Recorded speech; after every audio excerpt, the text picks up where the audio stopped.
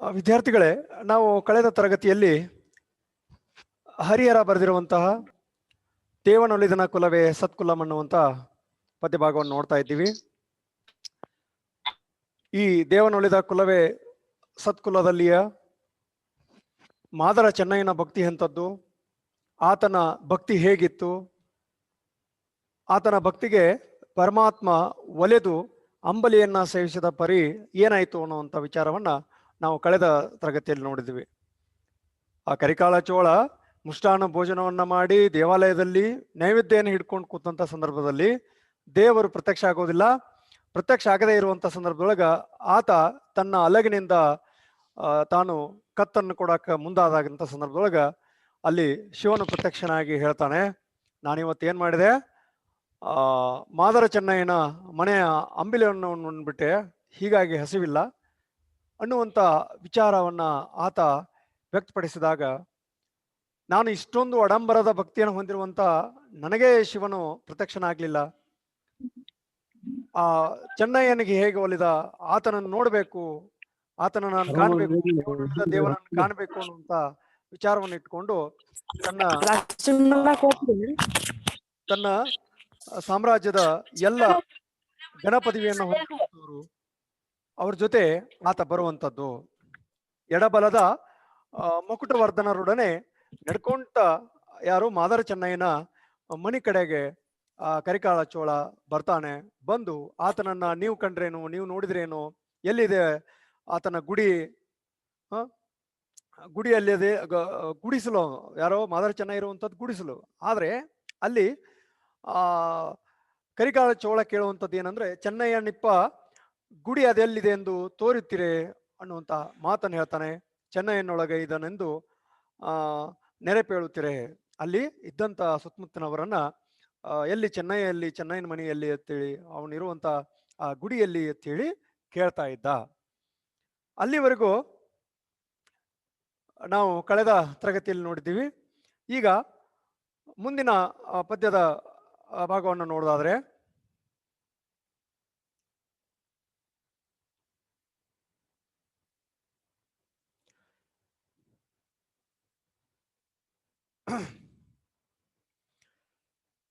ಮುಂದಿನ ಪದ್ಯ, ಒಳಗೆ ಚೆನ್ನಯ್ಯ ನೆರೆ ಕಂದುತಂ ಕುಂದುತಂ ತಿಳಿವೊಡರ್ ಇದೇನೆಂದು ಕೋಡುತಂ ಬಾಡುತಂ ಅರಮನೆಯ ಚಾರರನೇಕಾನೇಕ ಏಕೆ ಶಂಕರ ಅರಸರಿನ್ನೇಕೆನ್ನ ಮನೆ ಏಕೆ ಶಶಿಶೇಖರ ಭಕ್ತನೆಂದ ಅರಿಯದಿರ್ದೊಡೆ ಲೇಸು ಬದುಕುವೆನ್ ಭಕ್ತನೆಂದರಿದ ಬಳಿಕ ಆನೆಂತು ಬದುಕುವೆಂ ಎನ್ನುತಂ ಇರಲಿರಲಿ ಗುಡಿಲಂ ಸುತ್ತಿ ಮುತ್ತುತ್ತೆ ತನಗೆ ಜಯ ಜಯ ಎನ್ನುತ್ತೆ ಕೈ ಮುಗುವುತೆ ಇರೆ ಚೋಳರಾಜನತಿ ಭಕ್ತಿಯಿಂದ ಬರುತ್ತಿರ್ದ ನರರೇ ಸಮ್ಯಕ್ ಜ್ಞಾನಿ ನಿತ್ಯ ನಿಧಿ ಬರುತ್ತಿರ್ದ. ಇಲ್ಲಿ ಏನಾಗತ್ತೆ ಅನ್ನುವಂಥ ವಿಚಾರವನ್ನ, ಒಳಗೆ ಚೆನ್ನಯ್ಯ ನೆರೆ ಕಂದುತ ಕುಂದುತ ಅನ್ನುವಂಥದ್ದನ್ನು, ಅವನ ಭಕ್ತಿ ಗೊತ್ತಾದ ನಂತರ, ಅವನ ಭಕ್ತಿ ಏನು ಗೊತ್ತಾಯ್ತಲ್ಲ, ಆ ಭಕ್ತಿಯಿಂದ ಆತ ಅನ್ಕೊಳ್ತಾನೆ. ಏನ್ ಅನ್ಕೊಳ್ತಾನೆ ಅಂದ್ರೆ, ಏನ್ ಹಿಂಗಾಗ್ಬಿಡ್ತಲ್ಲ, ನನ್ನ ಭಕ್ತಿ ಎಲ್ಲರಿಗೂ ಗೊತ್ತಾಗ್ಬಿಡ್ತಲ್ಲ ತಿಳಿ ಒಂದು ತರ ಕುಂದುತನ ಕಂದುತನ ಅನ್ನುವಂಥದ್ದನ್ನು, ಏನೋ ಒಂದು ತಪ್ಪು ಮಾಡಿರುವಂತ ಮನೋಭಾವದ ವ್ಯಕ್ತಿಯ ಮನಸ್ಥಿತಿ ಹೇಗಾಗಿರುತ್ತೋ, ಮುಖ ಒಂದು ತರ ಕುಂದಿರತ್ತೆ, ಒಂದು ಗಾಬರಿಯಾದಂತ ಮನಸ್ಥಿತಿ ಇರ್ತತಿ, ತಪ್ಪಿನ ಒಂದು ಅರಿವಾದಂಗೆ ಆಗ್ತಿರುತ್ತಲ್ಲ, ಆ ರೀತಿ ಇಲ್ಲಿ ಇವನಿಗೆ ಚೆನ್ನಯ್ಯನಿಗೆ ಆಗ್ತಾ ಇತ್ತು. ನಾನೇನು ದೊಡ್ಡ ತಪ್ಪು ಮಾಡಿಬಿಟ್ನಲ್ಲ, ಅಥವಾ ಶಿವನು ನನ್ನ ಬಗ್ಗೆ ಹೇಳಿ ದೊಡ್ಡ ತಪ್ಪು ಮಾಡಿಬಿಟ್ಟ ಅನ್ನುವಂಥ ಆ ರೀತಿಯಲ್ಲಿ, ಅಥವಾ ಅಪವಾದ ಬಂದ್ಬಿಡ್ತಲ್ಲ, ನನ್ನ ಈ ಗುಪ್ತ ಭಕ್ತಿ ಆರಾಧನೆ ಅನ್ನುವಂಥದ್ದು ಎಲ್ರಿಗೂ ಗೊತ್ತಾಗ್ಬಿಡ್ತಲ್ಲ ಅನ್ನುವಂಥ ಒಂದು ವಿಚಾರದಲ್ಲಿ ಆತ ಕುಂದಿದಂತ ಮನಸ್ಥಿತಿಯಲ್ಲಿ ಆತ ಇದ್ದ. ಮುಂದೆ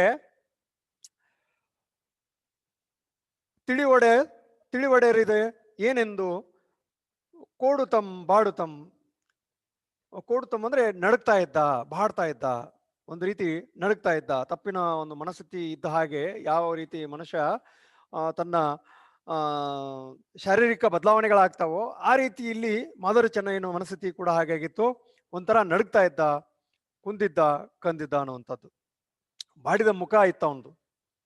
ನಾನು ದೊಡ್ಡ ಭಕ್ತ ಅನ್ನುವಂಥ ಭಾವ ಇರಲಿಲ್ಲ, ನನ್ನ ಭಕ್ತಿ ಗೊತ್ತಾಗ್ಬಿಡ್ತಲ್ಲ ಅಂತ ಹೇಳಿ ಮುಖವನ್ನು ಬಾಡಿಸ್ಕೊಂಡು ಕೂತ್ಕೊಂಡಿದ್ದ. ಅರಮನೆಯ ಚಾರರ್ ಏಕಾನಯಕ ಶಂಕರ ಅರಸ ಅರಸನ್ ಏಕೆನ್ನ ಮನೆ ಏಕೆ ಶಶಿಶೇಖರ. ಅರಮನೆಯ ಚಾರರು, ಸೇವಕರು, ಅರಮನೆಯಲ್ಲಿ ಇರುವಂತವ್ರು ಎಲ್ಲರೂ ಈತನ ಮನೆ ಕಡೆ ಬರ್ತಾ ಇದ್ದಾರೆ. ಅರಸರನ್ನೇಕೆನ್ನ ಮನೆ ಏಕೆ ಶಶಿಶೇಖರ ಅನ್ನುವಂಥದ್ದು. ಅರಸ ಕೂಡ ಬರ್ತಾ ಇದ್ದಾನೆ, ಕರಿಕಾಲ ಚೋಳ ಸಹಿತ ಅವನ ಮನೆಗೆ ಬರ್ತಾ ಇದ್ದಾನೆ. ಇವರೆಲ್ಲ ಯಾಕೆ ಬರ್ತಾ ಇದ್ದಾರೆ ಏನು ಅನ್ನುವಂತ ವಿಚಾರವನ್ನ ಅಲ್ಲಿ ಆತ ಶಿವನಲ್ಲಿ ಭಿನ್ನಯಿಸ್ಕೊಳ್ತಾನೆ. ಯಾಕೆ ನನ್ನ ಮನೆ ಕಡೆ ಯಾಕೆ ಬರ್ತಾ ಇದ್ದಾರೆ, ಏನು ಎಂತ ಅನ್ನುವಂಥದ್ದನ್ನು. ಅಂದ್ರೆ ಇಲ್ಲಿ ನಾವು ಕಂಡ್ಕೋಬೇಕಾಗಿರುವಂಥದ್ದು, ಒಬ್ಬ ರಾಜನು ಒಬ್ಬ ಸಾಮಾನ್ಯಗನಾಗಿರುವಂತವನು, ಅದು ಮಾದಾರ ಚೆನ್ನಯ್ಯನಾಗಿರುವಂತ ಆತನ ಮನೆಗೆ ಬರುವಂಥದ್ದು. ಆ ಒಂದು ಸಂದರ್ಭ ಇಲ್ಲಿ ಹರಿಹರ ತಿಳಿಸುವಂಥದ್ದು. ಯಾಕೆ ಬರ್ತಾ ಇದ್ದಾರೆ ಏನು ಅನ್ನುವಂಥ ವಿಚಾರವನ್ನ ಅಲ್ಲಿ ಶಿವನಲ್ಲಿ ಭಿನ್ನಯಿಸ್ಕೊಳ್ತಾನೆ. ಭಕ್ತನೆಂದರಿಯದಿರ್ದೊಡೆ ಲೇಸು ಬದುಕುವೆಂ, ಭಕ್ತನೆಂದರಿದು ಬಳಿಕ ಆನೆಂತು ಬದುಕುವೆಂ ಅನ್ನುವಂಥದ್ದನ್ನ ಅಲ್ಲಿ ಪ್ರಶ್ನಿಸ್ತಾನೆ. ಅರಿಯದಿರ್ದೊಡೆ, ಭಕ್ತ ಅಲ್ಲ ಅಥವಾ ನಾನು ಭಕ್ತ ಅನ್ನುವಂಥದ್ದು ಗೊತ್ತಾಗದೇ ಇದ್ರೆ ನಾನು ಬದುಕಬಹುದಾಗಿತ್ತು. ನಾನು ಭಕ್ತ ಅಂತೇಳಿ ಅನಿಸ್ಕೊಂಡ ಮೇಲೆ ಇನ್ನು ಬದುಕಾದ್ರೂ ಏನು ಪ್ರಯೋಜನ ಅನ್ನುವಂಥ, ಇನ್ನು ಬದುಕಕ್ಕೆ ಸಾಧ್ಯತೆ ಏನು ಅನ್ನುವಂಥ ವಿಚಾರವನ್ನ ಇಲ್ಲಿ ಹೇಳ್ತಾರೆ.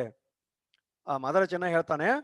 ಅರಸ ನನ್ನ ಮನೆ ಕಡೆ ಹೇಗೆ ಬರ್ತಾ ಇರುವಂಥದ್ದು ಶಿವನೇ ಅಂತೇಳಿ ಕೇಳುವಂಥದ್ದು.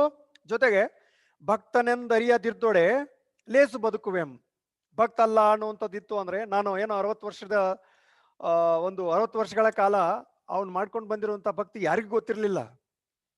ಆ ತರ ಇತ್ತಂದ್ರೆ ನಾನು ಚೆನ್ನಾಗಿ ಬದುಕಬಹುದಾಗಿತ್ತು.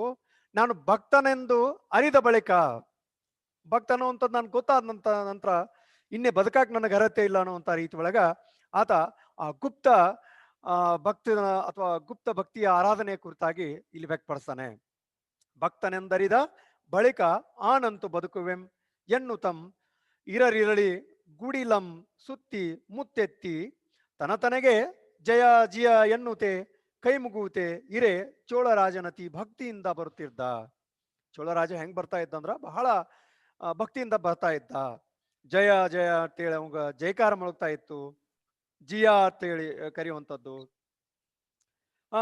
ನೀನು ಎಲ್ಲಿದೆಯಾ ನನಗೆ ದರ್ಶನ ಮಾಡು ಅನ್ನುವಂಥ ರೀತಿ ಒಳಗ ಆ ಗುಡಿಲಂ ಸುತ್ತಿ ಮುತ್ತೆತ್ತಿರುವಂಥದ್ದು.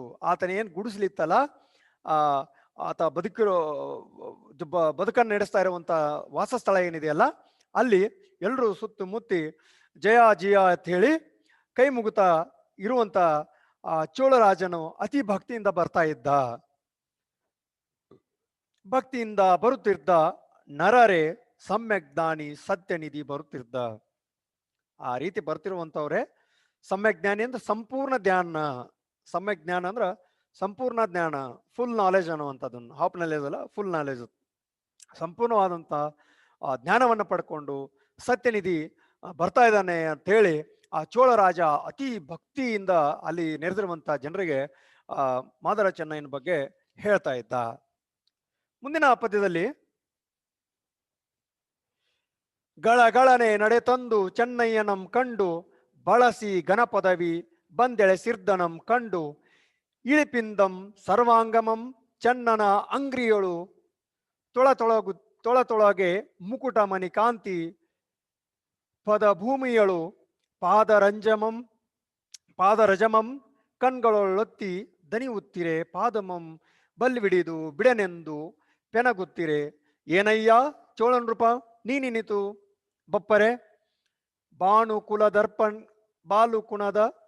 ಕುಲದರ್ಪಣೇನ್ ನೀನಿಂತು ಮಾಳ್ಪರೆ ಎನ್ನ ಕುಲಂ ನೋಡದೆ ಆಯ್ದಪ್ಪರೆ ಚೋಳ ಎನ್ನ ಜಾತಿಯನ್ನರಿದಿಂತು ಮಾಳ್ಪರೆ ಚೋಳ. ನೋಡಿ, ಒಬ್ಬ ಜ್ಞಾನಿಯಾಗಿರುವಂಥವನು, ಶಿವನ ಪ್ರೀತಿಗೆ ಪಾತ್ರನಾಗಿರುವಂಥವನು, ಭಕ್ತಿಯ ಪರಾಕಾಷ್ಠತೆಯಲ್ಲಿ ಮೆರಿತಾ ಇರುವಂತ ಒಬ್ಬ ಈ ಚೆನ್ನಯ್ಯ ಹೇಳ್ತಾನೆ, ಚೋಳನಿಗೆ ಹೇಳ್ತಾನ ಅವನು, ನೀನು ಏನ್ ಮಾಡ್ತಾ ಇದ್ದೀಯಾ, ನಿನ್ಗ ಅದ್ರ ಪರಿವಾದ್ರೂ ಇದೆಯಾ ಅನ್ನುವಂಥದ್ದನ್ನು. ನೀನು ದೊಡ್ಡ ಕುಲದಲ್ಲಿ ಜನಿಸಿರುವಂತವನು, ಬಾನು ಕುಲದೊಳಗ ಜನಿಸಿರುವಂತವ್ ನೀನು.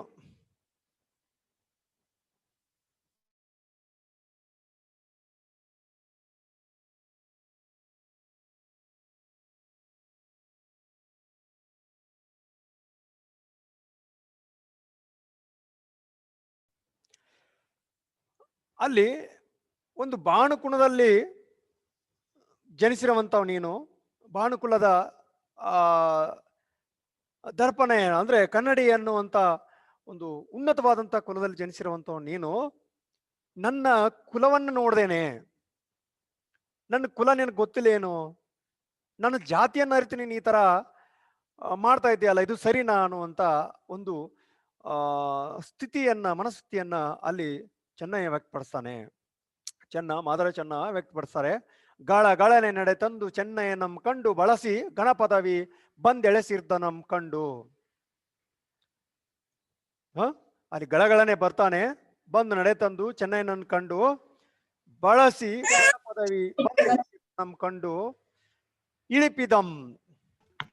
ಇಳಿಪಿದಂ ಸರ್ವಾಂಗಮಂ ಚೆನ್ನನ ಅಂಗ್ರಿದೋಳು. ಬಂದವನೇ ಏನ್ ಮಾಡ್ತಾನ, ಗಳಗಳನೆ ಅಂದ್ರೆ ಬೇಗ ಬೇಗನೆ ಬಂದು ಆತನನ್ನ ಸತ್ಕರಿಸುವ ರೀತಿಯೊಳಗ ಗಣಪದವಿ ಬಂದೆಳೆಸಿದ್ದ ನಮ್ ಕಂಡು. ಇಳಿಪಿಂದಂ ಇಳಿದು ಆ ಸರ್ವಾಂಗಮಂ ಚೆನ್ನನ್ ಅಂಗ್ರಿಯೋಳು. ಅಂಗ್ರಿ ಅಂದ್ರೆ ಪಾದ. ಬಂದವನೇ ಏನ್ ಮಾಡ್ತಾನ, ಆ ಮಾದರ ಚೆನ್ನಯ್ಯನ ಪಾದದೊಳು ತೊಳಗಿ ಮುಕುಟ ಮಣಿ ಕಾಂತಿ ಪದಭೂಮಿಯೋಳು ಪಾದರಜಮಂ ಕಣ್ಗಳಗೊತ್ತಿ ದನಿ ಉತ್ತಿರೆ. ಆ ರೀತಿ ಆತ ಏನ್ ಇಳಿದು ಬಂದಂತ ಆತ ಚೆನ್ನಯ್ಯನ ಪಾದಗಳಿಗೆ ನಮಸ್ಕರಿಸುವ ರೀತಿ ಅದು. ಚೆನ್ನನಂಗ್ರಿಯೋಳು ತೊಳಗೆ ಮುಕುಟಮಣಿ ಕಾಂತಿ ಪದಭೂಮಿಯಳು ಆತನಿಗೆ ನಮಸ್ಕರಿಸುವಂಥದ್ದು. ಜೊತೆಗೆ ಪಾದರಜಮಂ ಕಣ್ಗಳಗೊತ್ತಿ ಆತನನ್ನು ನಮಸ್ಕರಿಸಿ ಆತನ ರಜ ಅಂದ್ರೆ ಧೂಳು ಅನ್ನುವಂಥದನ್ನು, ಪಾದದ ಕಾಲ್ ಧೂಳನ್ನ ಕಣ್ಗಳಿಗೊತ್ತಿ ದನಿ ಉತ್ತಿರೆ. ಅಪ್ಪ ದೇವರನ್ನ ಕಾಣುವ ರೀತಿ ಒಳಗ ಆ ಚೆನ್ನನನ್ನ ಕಾಣ್ತಾ ಇದ್ದಾನೆ. ದೊರೆ ಯಾರು? ಚೋಳ ದೊರೆ. ಮುಕುಟಮಣಿ ಕಾಂತಿಯಾಗಿರುವಂತಹ ಆ ಯಾರೋ ಚೆನ್ನನ ಭಕ್ತಿಯ ಒಂದು ಪರಾಕಾಷ್ಠತೆಯನ್ನ ನಾವಿಲ್ಲಿ ಕಾಣ್ತೀವಿ.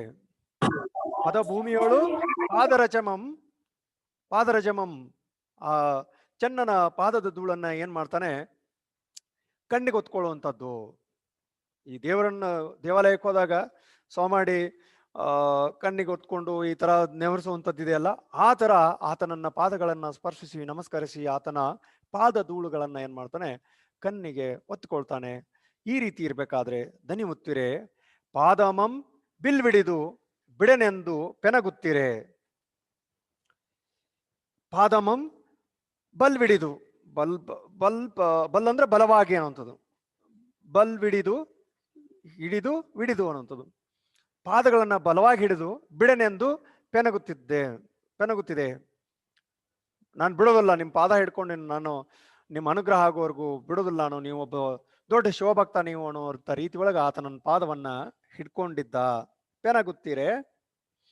ಏನಯ್ಯ ಈ ರೀತಿ ಮಾಡಿದಾಗ ಯಾರೋ ಚೆನ್ನಾಗಿ ಹೇಳ್ತಾನೆ, ಏನಯ್ಯ ಚೋಳನ್ ರೂಪ ನೀ ನಿಂತು ಬಪ್ಪರೆ. ಏನಯ್ಯ ಚೋಳ ನೃಪ ದೊರೆ ರಾಜ, ಚೋಳ ರಾಜ ನೀ ನಿಂತು ಬಪ್ಪರೆ. ನೀ ಇದನ್ನ ಬಲ್ತಿಯೇನು? ಒಬ್ಬ ಕೆಳ ಕುಲದವನಾಗಿರುವಂತ ನನ್ನ ಪಾದಗಳನ್ನ ನೀನ್ ಹಿಡ್ತಾ ಇದೆಯಲ್ಲ, ಇದು ಸರಿನಾ ಅನ್ನುವಂತ ಪ್ರಶ್ನೆಯನ್ನು ಮಾಡ್ತಾನೆ. ಬಾಣುಕುಲ ದರ್ಪಣನೆ ನೀ ನಿಂತು ಮಾಳ್ಪರೆ. ಬಾಣುಕುಲದಲ್ಲಿ ಜನಿಸಿರುವಂತ ನೀನು ಈ ರೀತಿ ಮಾಡೋದು ಸರಿನಾ? ಬಾಣುಕುಲದಲ್ಲಿ ಜನಿಸಿರುವಂತ ಚೋಳರಾಜ ನೀನ್ ಈ ತರ ನನ್ನ ಪಾದಗಳನ್ನ ಇಟ್ಕೊಂಡು ಬಿಡುವುದಿಲ್ಲ ಅಂತೇಳಿ ಈ ರೀತಿ ಮಾಡೋದು ಸರಿನಾ ಹೇಳ್ತಾನೆ. ಎನ್ನ ಕುಲ ನೋಡದೈ ತಪ್ಪರೆ ಚೋಳ. ಜಾತಿ ಯಾವ್ದು ಅನ್ನೋದು ನಿನ್ ಗೊತ್ತಿಲ್ಲೇನು? ನನ್ನ ಜಾತಿಯನ್ನ ಅರಿದಿಂತು ಮಾಳ್ಪರೆ ಚೋಳ. ನೀನು ನನ್ನ ಜಾತಿ ಈ ತರದ್ದು ಕೆಳ ಜಾತಿಯವನ್ನ ಅನ್ನೋದನ್ನು ನೋಡ್ದೇನೆ ಅರಿತುಕೊಂಡು ಸರ್ ಸಹಿತ ನೀನೇನ್ ಮಾಡ್ತಾ ಇದೀಯ, ಈ ರೀತಿ ನನ್ನ ಪಾದಗಳನ್ನ ಬಲವಾಗಿ ಹಿಡಿದು ಬಿಡೋದಿಲ್ಲ ಅಂತ ಹೇಳ್ತಾ ಇದೆಯಲ್ಲ, ಇದು ಸರಿನಾ ಅಂತ ಹೇಳಿ ಆತ ಮಾದರ ಚೆನ್ನಯ್ಯ ತನ್ನ ಭಕ್ತಿಯ ಸ್ಥಿತಿಯಲ್ಲಿ ಇರ್ಬೋದು, ಅವನ ಭಕ್ತಿಯೊಳಗೆ ಉನ್ನತ ಶಿಖರವನ್ನೇ ಹೊಂದಿರಬಹುದು. ಆದ್ರೆ ಜಾತಿಯಲ್ಲಿ ಕೆಳ ಜಾತಿಯವನು ಇರುವುದರಿಂದ ಆ ಮಾನವೀಯತೆಯ ನೆಲೆಯನ್ನ ಇಲ್ಲಿ ಹರಿಹರ ವ್ಯಕ್ತಪಡಿಸ್ತಾನೆ. ಹೇಳ್ತಾನೆ, ನೋಡು ನಾನು ಕೆಳ ಜಾತಿಯವನು, ನೀನು ಬಾನುಕುಲದ ಒಂದು ವರ್ಣನೆಯನ್ನ ಹೊಂದಿರುವಂತ ದರ್ಪಣವನ್ನು ಹೊಂದಿರುವಂತ ಬಾನುಕುಲದಲ್ಲಿ ಜನಿಸಿರುವಂತ ನೀನು ಇವ್ರ ಕಾದಂಬರಿಗಳಂತಂದ್ರ ಚಂದ್ರಗಿರಿಯ ತೀರದಲ್ಲಿ, ಸಹನಾ ಕದನ ವಿರಾಮ, ಸುಳಿಯಲ್ಲಿ ಸಿಕ್ಕವರು, ತಳವಡಿದ ದೋಣಿಯಲ್ಲಿ, ಈ ರೀತಿ ಬಾನುಕುಲದಲ್ಲಿ ಜನಿಸಿರುವಂತ ನೀನು ಅಥವಾ ಬಾನುಕುಲದ ಕನ್ನಡಿ ಅಂತಿರುವಂತ ನೀನು ಈ ಕೆಳ ಜಾತಿಯ ಎನ್ನ ಕುಲ ಗೊತ್ತಿದ್ದು, ನನ್ನ ಜಾತಿ ಗೊತ್ತಿದ್ದು ನೀನು ಈ ತರ ಮಾಡೋದು ಸರಿನಾ ಅಂತೇಳಿ ಚೋಳನಿಗೆ ಯಾರು ಚೆನ್ನಯ್ಯ ಪ್ರಶ್ನೆಯನ್ನು ಮಾಡ್ತಾನೆ. ಆತ ಹೇಳುವಂಥದ್ದು ಏನೇ, ದೇವನೊಲಿದನ ಕುಲವೇ ಸತ್ಕುಲಂ. ಹೇಳ್ತಾನ, ನನ್ನ ಜಾತಿ ಯಾವ್ದನ್ನ ಗೊತ್ತಿಲ್ಲ ಏನ್ ಮಾಡ್ಪರೆ ಚೋಳ ಅಂತ ಹೇಳಿದಾಗ, ಏನೇ ದೇವನೊಲಿದನ ಕುಲವೇ ಸತ್ಕುಲಂ, ಘನ ಮಹಿಮೆಯನ್ನೊಲಿದ ಜಾತಿಯೇ ಜಾತಿ ನಿರ್ಮಲಂ. ನೋಡೋದು ಅಲ್ಲಿ ಕಾಣುವಂತ ಜಾತಿಯ ಒಂದು ವ್ಯವಸ್ಥೆಯನ್ನ ಕಾಣುವಂಥದ್ದನ್ನು ಹೇಳ್ತಾರೆ.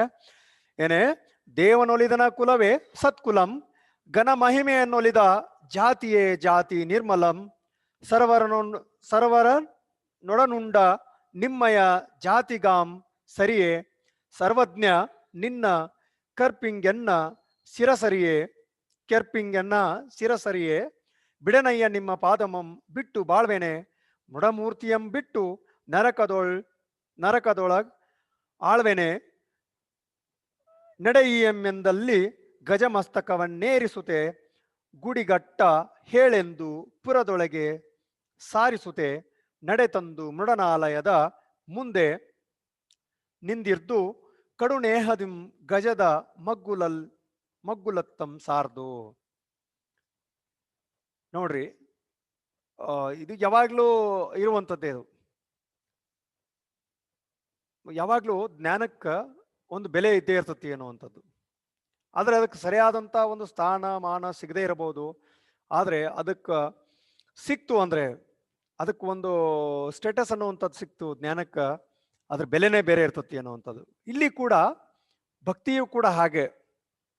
ಆತ ತನ್ನ ದಿನನಿತ್ಯದ ಕಾಯಕದೊಂದಿಗೆ ಶಿವನ ಆರಾಧನೆ ಮಾಡ್ತಿದ್ದಲ್ಲ, ಅದು ಒಂದು ಆ ಒಂದು ಕಾಯಕ ನಿಷ್ಠೆ ಮತ್ತು ಆತನ ಭಕ್ತಿಯ ನಿಷ್ಠೆಯನ್ನ ಅರಿತುಕೊಂಡು ಅವನ ಸ್ಥಿತಿ ಹೀಗಾಯ್ತು ಅನ್ನುವಂಥದ್ದು ಹೇಳ್ತಾನ. ಅವನು ಯಾವ್ದು ಜಾತಿ ಅನ್ನುವಂಥದ್ದನ್ನು ಪ್ರಶ್ನೆ ಮಾಡ್ತಾನೆ. ಯಾವ್ದು ಜಾತಿ? ದೇವನೊಲ್ದನಂದ್ರೆ ಅದೇ ಒಂದು ಸತ್ಕುಲ, ಅದೇ ಒಂದು ಉನ್ನತ ಕುಲ, ಅದೇ ಸತ್ಯವಾದಂತ ಕುಲ, ಉನ್ನತ ಕುಲ, ಮೇಲ್ಪಂಕ್ತಿಯಲ್ಲಿ ಇರುವಂತ ಕುಲ. ಮೇಲು ಕೀಳು ಅನ್ನುವಂತಕ್ಕಿಂತಲೂ ಯಾರು ದೇವರಿಗೆ ಒಲ್ದಿರ್ತಾನೋ ಅದು ಸತ್ಕುಲ. ನಾನು ಸತ್ಕುಲದವನು ಇರಬಹುದು, ಆದ್ರೆ ನನಗೆ ದೇವನ ಉಳಿದಿಲ್ಲ, ನಾನು ಕುಲಹೀನದ ಸ್ಥಿತಿಯಲ್ಲಿ ಅನ್ನುವಂತ ಒಂದು ವಿಚಾರ ಇಲ್ಲಿ ಹೇಳ್ತಾನೆ. ಏನೇ ದೇವನೊಲಿದನ ಕುಲವೇ ಸತ್ಕುಲಂ, ದೇವ ಒಲಿದಿರುವಂತ ಕುಲನೇ ಸತ್ಕುಲ, ಘನ ಮಹಿಮೆಯನ್ನೊಲಿದ ಜಾತಿಯೇ ನಿರ್ಮಲ ಅನ್ನುವಂಥದ್ದು. ದೊಡ್ಡ ಮಹಿಮೆಯನ್ನು ಹೊಂದೈತಿ ಆ ಹೊಂದಿರುವಂತ ಜಾತಿನೇ ನಿರ್ಮಲವಾದಂತ ಜಾತಿ. ಸರ್ವರೊಡನುಂಡು ನಿಮ್ಮಯ ಜಾತಿಗಾಂ ಸರಿಯೇ, ಸರ್ವನೊಡನುಂಡ ನಿಮ್ಮ ಜಾತಿಗಾಂ ಸರಿಯೇ. ಅಂದ್ರೆ ಇಲ್ಲಿ ಶಿವನು ನಿಮ್ ಜೊತೆ ಉಂಡಿದಾನೆ ಅಂದ್ರೆ ನಿಮ್ಮ ಜಾತಿಗೆ ನಾನು ಸರಿ ಏನು ಅನ್ನುವಂತ ಒಂದು ಪ್ರಶ್ನೆಯನ್ನು ಮಾಡ್ತಾನೆ. ನಿಮ್ಮ ಜಾತಿಯಾಂ ಸರಿಯೇ, ಸರ್ವಜ್ಞ, ಸರ್ವಜ್ಞ ಅಂದ್ರೆ ಎಲ್ಲವನ್ನು ಬಲ್ಲಂತವನು, ಎಲ್ಲವನ್ನು ಬಲ್ಲಿದಂತ ನಿನ್ನ ಕೆರ್ಪಿಂಗೆನ್ನ ಶಿರಸರಿಯೇ. ಕೆರ್ಪು ಅಂದ್ರೆ ಚಪ್ಪಲಿ ಅನ್ನುವಂಥದ್ದು. ಈ ಹಳ್ಳಿ ಕಡೆ ಹೇಳ್ಬೇಕ ಕೆರ ಅಂತ ಹೇಳ್ತಾರೆ ನೋಡು. ಕೆರ್ಪಿಂಗೆನ್ನ ಶಿರಸರಿಯೇ, ಕಾಲ್ಮರಿ ಚಪ್ಪಲಿ ಕೆರ, ಅದಕ್ಕ ನಿನ್ನ ಚಪ್ಪಲಿಗೆ ನನ್ನ ಶಿರ ಸರಿಯೇ, ಶಿರನು ಸರಿಯಲ್ಲ ಅನ್ನುವಂಥ ರೀತಿ ಒಳಗ ಅಲ್ಲಿ ಚೆನ್ನಯ್ಯನಿಗೆ ಚೋಳರಾಜ ಹೇಳ್ತಾನೆ, ನಿನ್ನ ಚಪ್ಪಲಿಗೆ ನನ್ನ ಶಿರ ಸರಿಯಾದಂಥದ್ದಲ್ಲ, ಸರಿಯೇ, ಬಿಡನೆನ್ನೆಯ ನಿಮ್ಮ ಪದುಮಂ ಪಾದಮಂ ಬಿಟ್ಟು ಬಾಳ್ವೆನೆ, ಬಿಟ್ಟು ಬಾಳ್ವೆನೆ ಮೃಡಮೂರ್ತಿಯಂ ಬಿಟ್ಟು ನರಕದೊಳಗಾಳ್ವೆನೆ. ಈ ಮೃಡಮೂರ್ತಿಯನ್ನ ಬಿಟ್ಟು ನಾನು ನರಕದೊಳಗೆ ಆಳಕ್ ಸಾಧ್ಯ ಇದೆನಾ? ಈ ದೇವರನ್ನು ಜೀವಂತ ದೇವರನ್ನು ಬಿಟ್ಟು ನರಕದೊಳಗೆ ಆಳಕ್ ಸಾಧ್ಯ ಐತೇನು ಅನ್ನುವಂತ ಮಾತನಲ್ಲಿ ಹೇಳ್ತಾನೆ. ನಡೆಯಿಂ ಎಂದಲ್ಲಿ ಗಜ ಮಸ್ತಕವನ್ನೇರಿ ಸುತೆ. ಆತನನ್ನ ಇನ್ನ ಹೋಗೋಣ ಅಂತೇಳಿ ಆತನನ್ನ ಗಜ ಮಸ್ತಕವನ್ನೇರಿ, ಗಜ ಅಂದ್ರೆ ಆನೆ, ಮಸ್ತಕ ಅಂದ್ರೆ ತಲೆ ಹತ್ರ ಏರುವಂಥದ್ದು, ಆನೆಯನ್ನ ಏರಿದ್ರು. ಗಜ ಮಸ್ತಕವನ್ನೇರಿಸುತ್ತೆ ಗುಡಿಗಟ್ಟ ಹೇಳೆಂದು ಪುರದೊಳಗೆ ಸಾರಿಸುತ್ತೆ. ಗುಡಿಗಟ್ಟ ಆ ಬಾವುಟ, ಗುಡಿಗಟ್ಟ ಅಂದ್ರೆ ಬಾವುಟ. ಗುಡಿಗಟ್ಟ ಹೇಳೆಂದು ಪುರದೊಳಗೆ ಸಾರಿಸುತ್ತೆ.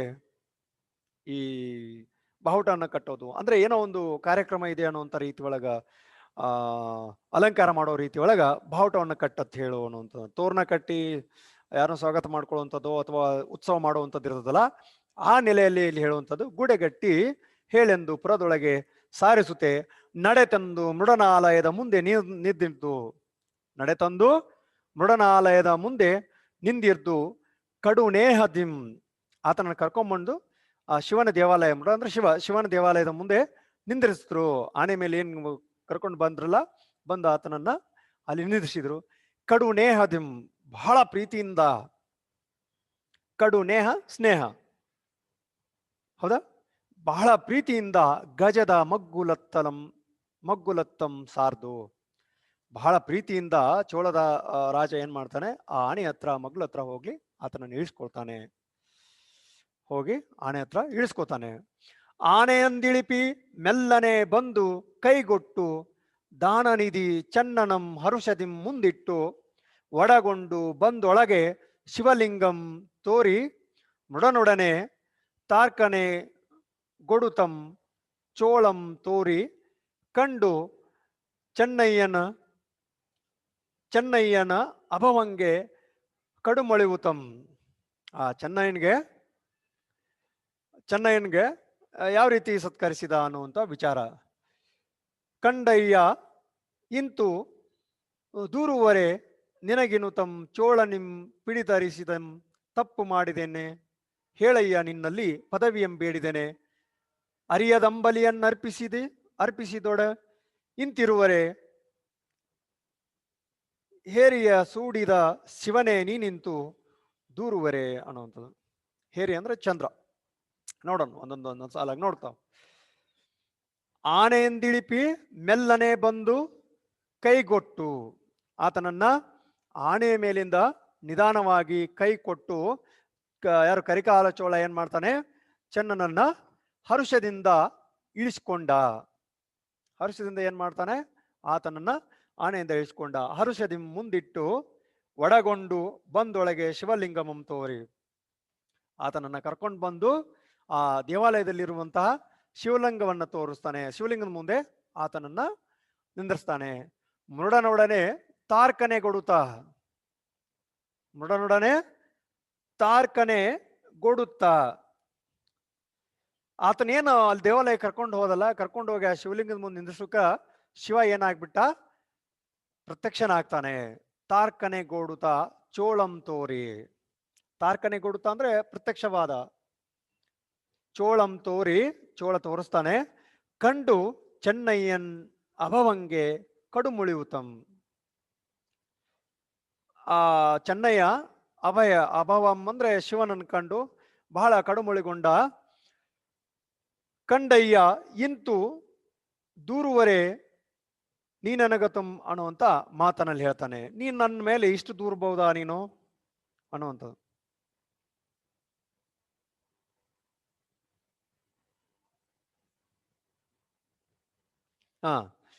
ಹೇಳ್ತಾನ ನೀನು ಹಿಂಗ್ ಮಾಡೋದು ಸರಿನಾ ಅಂತೇಳಿ ಆ ಶಿವನಿಗೆ ಕೇಳ್ತಾನೆ.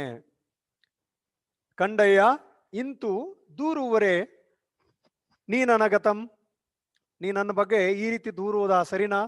ಚೋಳನಿಂ ಪಿಡಿತರಿಸಿದೆಂ, ತಪ್ಪು ಮಾಡಿದೇನೇನೆ. ಚೋಳರಾಜನಿಂದ ನನ್ನನ್ನು ಹಿಡ್ಕೊಂಬರಕ್ಕೆ ಹೇಳಿದ್ಯಲ್ಲ, ನಾನೇನು ತಪ್ಪು ಮಾಡಿದ್ದೇನೇನು? ತಪ್ಪು ಮಾಡಿದೇನೇನು ಪಿಡಿತರಿಸಿದೆಂ, ಚೋಳನಿಂ ಹಿಡಿತರಿಸಿದೆ ಅನ್ನುವಂಥದ್ದು. ನೋಡು, ಚೋಳ ರಾಜ ಅಥವಾ ಚೋಳ ದೊರೆ ಏನ್ ಮಾಡ್ತಾನ, ಇಂಥ ಭಕ್ತ ಇದಾನಲ್ಲ ಅಂತೇಳಿ ಆತ ಬಹಳ ಭಕ್ತಿಪೂರ್ವಕವಾಗಿ ಆತನನ್ನ ಆನೆ ಮೇಲೆ ಕುಂದಿಸ್ಕೊಂಡು ದೇವಾಲಯ ಕರ್ಕೊಂಡು ಬರ್ತಾನೆ. ಆದರೆ ಗುಪ್ತ ಭಕ್ತ ಆರಾಧನೆ ಹೊಂದಿರುವಂತ ನಿಜ ಶರಣಾದಂತ ಈ ಚೆನ್ನೈಗೆ ಅದು ಒಂದು ರೀತಿ ಶಿವನ್ ಹಿಡ್ಕೊಂಡ್ ಬರುವಾಗ ಆಜ್ಞೆ ಮಾಡಿದಂಗ, ಈ ರೀತಿ ನಾನೇನು ತಪ್ಪು ಮಾಡಿದ್ನೇನು, ನನ್ನ ಈಗ ಕರ್ಕೊಂಬರಾಕ ಅನ್ನುವಂಥ ವಿಚಾರವನ್ನ ಅಲ್ಲಿ ಹೇಳ್ಕೊಳ್ತಾನೆ. ಚೋಳ ಭಕ್ತಿಯಿಂದ ಕರ್ಕೊಂಡು ಬಂದಿರುವಂಥದ್ದು, ಆದ್ರೆ ಅದು ಏನ್ ಅನಿಸ್ತಾ ಇದೆ ಚೆನ್ನೈನಿಗೆ, ಶಿವನ್ ಹೇಳಿದ, ಅದಕ್ಕಾಗಿ ನಾನು ತಪ್ಪು ಮಾಡಿದ ರೀತಿ ಒಳಗ ಈತನ ನನ್ನ ಕರ್ಕೊಂಡು ಬಂದ ಅನ್ನುವಂಥ ವಿಚಾರವನ್ನ ಅಲ್ಲಿ ತನ್ನ ಸರಳ ಬದುಕಿನ ಸ್ಥಿತಿ ಮತ್ತು ಸತ್ಯ ಜ್ಞಾನದ ಆ ಭಕ್ತಿಯಿಂದ ನಮಗೆ ಅರಿವಾಗತ್ತೆ. ಹೇಳಯ್ಯ, ನಿನ್ನಲ್ಲಿ ಪದವಿ ಬೇಡಿದ್ದೇನೆ, ನಾನು ನಿನ್ನಲ್ಲಿ ಏನಾರ ಪದವಿ ಕೇಳಿದ್ನಾ? ಇಲ್ಲ ನನಗಿಂತ ಗಣಪದವಿ ಬೇಕು ಅದು ಇದು ಏನಾದ್ರೂ ನಾನು ನಿನ್ನ ಕೇಳಿದ್ನ? ಬೇಡಿದ್ದೇನೆ. ಅರಿಯದಂಬಲಿಯನ್ನರ್ಪಿಸಿದೊಡೆ ಇಂತಿರುವರೆ, ಏನೋ ಗೊತ್ತಾಗ್ದೇನೆ ತಪ್ಪು ಮಾಡಿ ನಾನೇನ್ ಮಾಡ್ಬಿಟ್ಟೆ, ನಿನಗ ಅಂಬ್ಲಿಯನ್ನು ಅರ್ಪಿಸಿದೆ, ಅಂಬ್ಲಿಯನ್ನು ಅರ್ಪಿಸಿದ್ದು ದೊಡ್ಡ ತಪ್ಪಾಗ್ಬಿಡುತ್ತೆ, ಅದಕ್ಕೆ ಹಿಂಗ್ ಮಾಡಿದೇನು ಅನ್ನುವಂತ ಪ್ರಶ್ನೆಯನ್ನ ಆತ ಮಾಡ್ತಾನೆ. ಅರಿಯದಂಬಲಿಯನ್ನರ್ಪಿಸಿದೊಡೆ ಇಂತಿರುವರೆ, ಹಿಂಗ್ ಮಾಡ್ಬೇಕಾ ನೀನು? ಗೊತ್ತಾಗ್ಲಾರ್ದ ನಾನು ಅಂಬ್ಲಿಯನ್ನು ಕೊಟ್ಟಿದ್ದಕ್ಕ ಅರ್ಪಿಸಿದ್ದಕ್ಕ?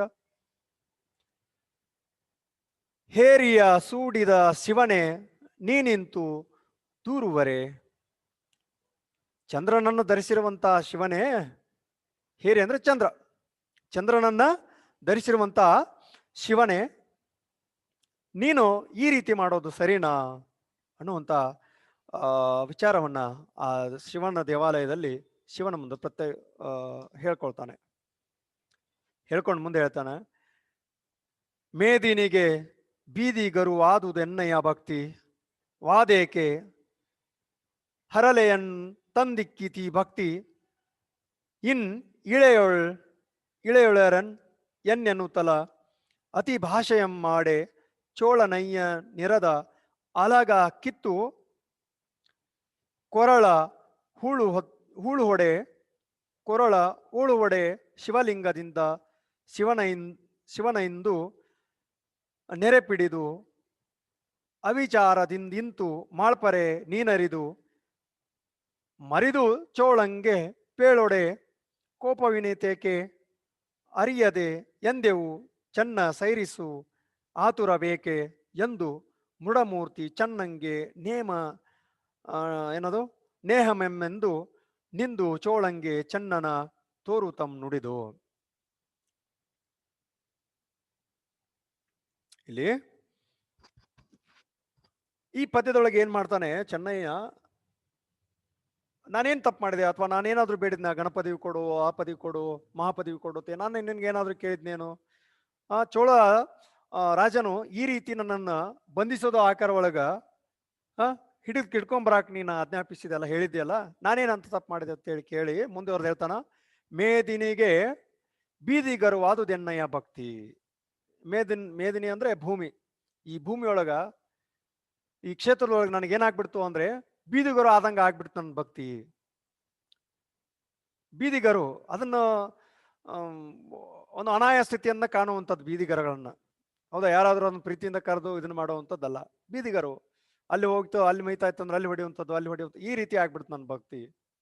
ಬೀದಿಗರು ಆದುದೆನ್ನಯ್ಯ ಭಕ್ತಿ, ವಾದೇಕೆ ಹರಲೆಯನ್ ತಂದಿಕ್ಕಿತಿ ಭಕ್ತಿ.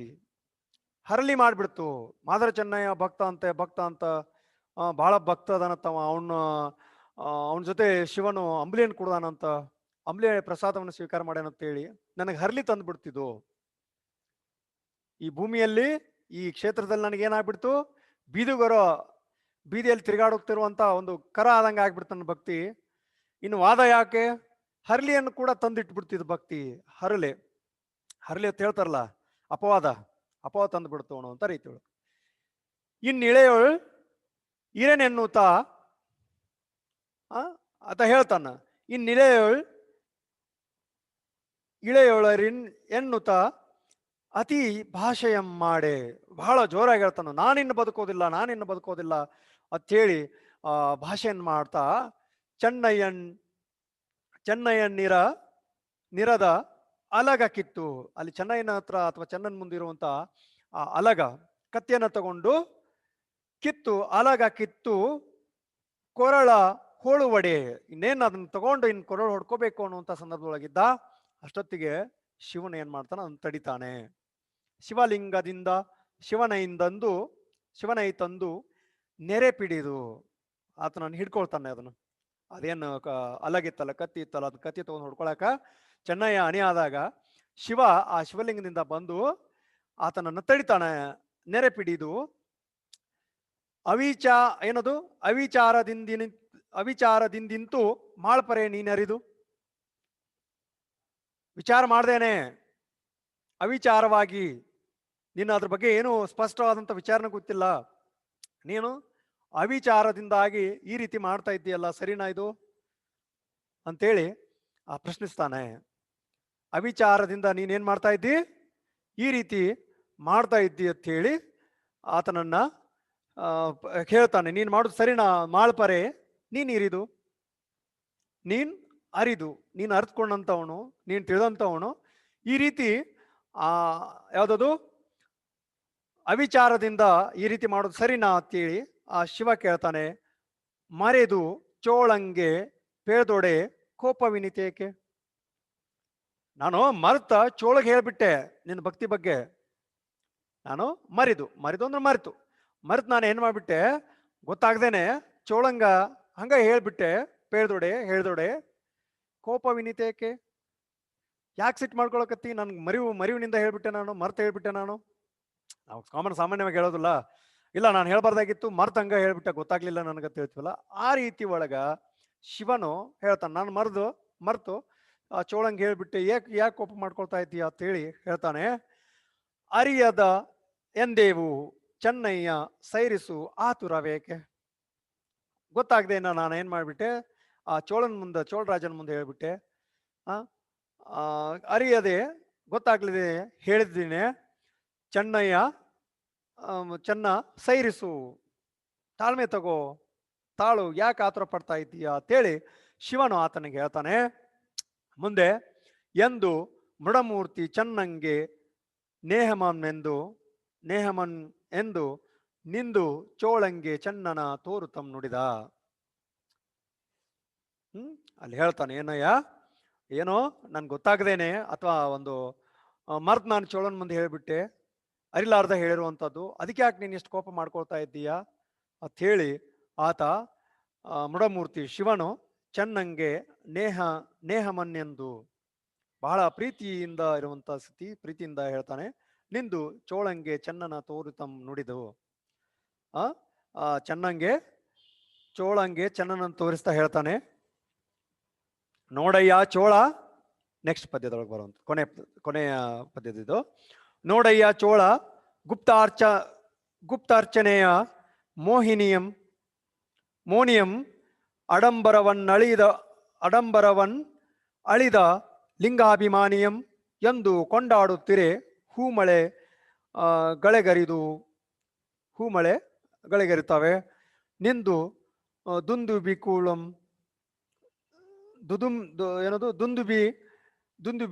ಕುಳಂ ಗಗನದೊಳು ಮೊಳಗಿದವು. ಬಂದ ಪುಷ್ಪಕ ವಿಮಾನದೊಳೆ ಚೆನ್ನನಂ ಕೂಳಿರಿಸಿ ಇಂದುದರನ್ ಆನಂದದಿಂದೊಲಿದು ಸಡಗರಿಸಿ ಕೈಲಾಸಮಂ ಪೊಕ್ಕು ಸಿಂಹಾಸವನ್ ನೇರಿ ಶೈಲಜೆಗೆ ಚೆನ್ನನಂ ಸಂತೋಷದಿಂ ತೋರಿ ಚೆನ್ನಂಗೆ ಗಣಪದವಿಯಂ ಕೊಟ್ಟು ರಾಗದಿಂ ಪನ್ನಗಾಭರಣಂ ನೊಪ್ಪಿದನ್ ಅಖಿಳ ಯೋಗದಿಂ. ಇಲ್ಲಿ ಯಾರಿಗೆ ಚೋಳಂಗ್ ತೋರಿಸ್ಕೊಳ್ತಾ ಚೆನ್ನನ್ ಬಗ್ಗೆ ಹೇಳ್ತಾನೆ. ಚೋಳಂಗ್ ಹೇಳ್ತಾನೆ ಚೆನ್ನನ್ ತೋರಿಸಿ, ನೋಡಯ್ಯ ಚೋಳ ಗುಪ್ತಾರ್ಚನೆಯಂ ಮೋನಿ ಅಂದ್ರೆ ಮೌನಿ. ನೋಡು ಚೋಳ, ಗುಪ್ತಾರ್ಚನೆ ಮಾಡ್ತಿರುವಂತ ಈ ಮೌನಿಯನ್ನ, ಅಡಂಬರವನ್ನಳಿದ ಲಿಂಗಾಭಿಮಾನಿಯನ್, ಆಡಂಬರವೇ ಇಲ್ಲದಂತಹ ಲಿಂಗಾಭಿಮಾನಿಯನ್ನ ನೋಡು. ಹೊಗಳ್ತಿರುವಂಥದ್ದು, ಚೆನ್ನನನ್ನ ಹೊಗಳ್ತಾನೆ. ನೋಡಯ್ಯ ಚೋಳ ಗುಪ್ತಾರ್ಚನೆಯ ಮೌನಿಯಂ ಅಡಂಬರವನ್ನಳಿದ ಲಿಂಗಾಭಿಮಾನಿಯಂ ಎಂದು ಕೊಂಡಾಡುತ್ತಿರೆ. ಈ ರೀತಿ ಆತನನ್ನು ಹೊಗಳ್ತಿರ್ಬೇಕಾದ್ರೆ ಹೂ ಮಳೆಗರುತ್ತೆ. ಹೂಮಳೆ ಆಗತ್ತೆ. ಹೂಮಳೆ ಗರಿದವು ನಿಂದು ದುಂದುಬಿಕ್ಕುಗಳಂ ಗಗನದೋಳು ಮೊಳಗಿದವು. ದುಂದುಬಿಗಳಂದ್ರೆ ಬಾರ್ಸೋಡೋ ಶಬ್ದ ಅಂತ ಹೇಳ್ತೀವಲ್ಲ, ಹೌದಾ, ಓಲಗ ರೀತಿ ಒಳಗ ಆ ಎಲ್ಲ ಹೂ ಮಳೆ ಆಗ್ತಾ ಇತ್ತು, ದುಂದುಬಿಗಳ ಮೊಳಗ್ತಾ ಇದ್ವು, ಈ ರೀತಿ ಆಗ್ತಾ ಇತ್ತು. ಬಂದ ಪುಷ್ಪಕದೊಳಗೆ ಚನ್ನನಂ ಕೂಳಿರಿಸಿ, ಏನು ಒಂದು ಪುಷ್ಪಕ ವಿಮಾನ ಬರುತ್ತೆ, ಆ ಪುಷ್ಪಕದೊಳಗೆ ಆತನನ್ನ ಕೂಳಿರಿಸಿ ಇಂದುಧರನ ಆನಂದದಿಂದೊಲೆದು, ಇಂದುಧರನ ಆನಂದದಿಂದ ಆತನನ್ನ ಒಲಿದಿದ್ದು ಸಡಗರಿಸಿ ಕೈಲಾಸ ಮಂಪೊಕ್ಕು, ಆತನನ್ನ ಕೈಲಾಸಕ್ಕೆ ಕರ್ಕೊಂಡು ಹೋಗುವಂಥದ್ದು. ಕೈಲಾಸ ಮಂಪೊಕ್ಕು ಸಿಂಹಾಸವನ್ನೇರಿ, ಆತನನ್ನು ಕರ್ಕೊಂಡು ಹೋಗಿ ಸಿಂಹಾಸನವನ್ನು ಏರಿ ಶೈಲಜೆಗೆ ಚೆನ್ನನಂ ಸಂತೋಷದಿಂದ ತೋರಿ. ಶೈಲಜ ಅಂದ್ರೆ ಪಾರ್ವತಿ, ಪಾರ್ವತಿಯನ್ನ ಯಾರಿಗೆ, ಪಾರ್ವತಿಗೆ ಆ ಚೆನ್ನನನ್ನ ತೋರಿಸ್ತಾ ಸಂತೋಷದಿಂದ ತೋರಿ ಚೆನ್ನಂಗೆ ಗಣಪದವಿಯನ್ನು ಕೊಟ್ಟು ರಾಗದಿಂ, ಆ ಮಾದರ ಚೆನ್ನನ್ಗೆ ಏನ್ ಮಾಡ್ತಾರೆ, ಗಣಪದವಿಯನ್ನ ಕೊಟ್ಟು ರಾಗದಿಂದ ಪಣ್ಣಾಗಬರನಂ ಒಪ್ಪಿ, ಪಣ್ಣಾಗಬರನಂ ನೊಪ್ಪಿದನ್ ಅಖಿಳ ಯೋಗದಿಂ. ಅಖಿಳ ಅಂದ್ರೆ ಇಡಿಯಾಗಿ, ಇಲ್ಲಿ ಆತ ರಾಗದಿಂದ ಪಣ್ಣಾಗರನೊಪ್ಪಿದನ್ ಅಂದ್ರೆ ಹಾವನ್ನ ಆಭರಣವಾಗಿ ಒಪ್ಪಿರುವಂತವನು ಯಾರು ಅಂದ್ರೆ ಶಿವನು. ಶಿವನು ಇಡಿಯಾಗಿ ಒಟ್ಟು ಆ ಗಣಪದವಿಯನ್ನ ಆತನಿಗೆ ಕೊಟ್ಟು ಶೈಲಜೆಗೆ ತೋರಿಸ್ತಾನೆ. ಈ ರೀತಿ ಮಾದರ ಚೆನ್ನಯ್ಯ ಒಬ್ಬ ಆಡಂಬರನಾದಂಥ ಭಕ್ತನಲ್ಲದಿದ್ರು ಸಹಿತ ಗುಪ್ತ ಭಕ್ತಿಯ ಆರಾಧನೆಯೊಂದಿಗೆ ಕಾಯಕ ಮಾಡ್ತಾ ಆ ಭಕ್ತಿಯ ಪರವಶತೆಯನ್ನ ಮೆರೆದಿರುವಂತ ಈತನನ್ನ ಪರಿಚಯಿಸುವುದರ ಜೊತೆಗೆ ಈತನ ಭಕ್ತಿಯನ್ನ ಇಡೀ ಲೋಕಕ್ಕೆ ತೋರ್ಪಡಿಸುವಂತ ಒಂದು ಕಾರ್ಯಕ್ಕೆ ಇಲ್ಲಿ ಅಣಿಯಾಗುವಂಥದ್ದು. ಈ ಎಲ್ಲ ಯಾರೋ ಈ ಹರಿಹರನ 108 ಶರಣರ ರಗಳೆಗಳೇನಿದಾವಲ್ಲ, ಅವುಗಳು ಸಾಮಾನ್ಯವಾಗಿ ಇದೇ ತರ ಇದನ್ನು ಹೊಂದುವಂಥವು, ಇದೇ ತರವನಾಗಿ ಕೊನೆಗೊಳ್ತವೆ. ಅವನಿಗೆ ಆ ಶರಣಂಗೆ ಗಣಪತಿಯನ್ನು ಕೊಟ್ಟು ಆತನನ್ನು ಸತ್ಕರಿಸುವಂಥದ್ದು, ಹೂಮಳೆಗರಿಯುವಂಥದ್ದು, ದುಂದುಬಿಗಳು ಮೊಳಗುವಂಥದ್ದು, ಈ ರೀತಿ ಎಲ್ಲವೂ ಒಂದು ವಿಶೇಷವಾಗಿರುವಂಥದ್ದು ಇರುತ್ತೆ. ಅಲ್ಲಿ ಈ ಹರಿಹರನ ಈ ದೇವನುಡಿದನ ಕುಲವೇ ಸತ್ಕುಲಂ ಅನ್ನುವಂಥ ಈ ಮಾದರ ಚೆನ್ನಯ್ಯನ ಭಕ್ತಿ ಭಾವದ ಒಂದು ಇಲ್ಲಿಗೆ ಕೊನೆಗೊಳ್ಳುತ್ತೆ. ಇಷ್ಟು ಈ ಪದ್ಯದ ವಿಚಾರವಾಗಿ ನಾವು ಅರ್ಥಕೊಂಡ್ವಿ. ಮುಂದಿನ ತರಗತಿಯಲ್ಲಿ ಮತ್ತೆ ಮುಂದಿನ ಭಾಗವನ್ನು ನೋಡೋಣ. ಧನ್ಯವಾದಗಳು.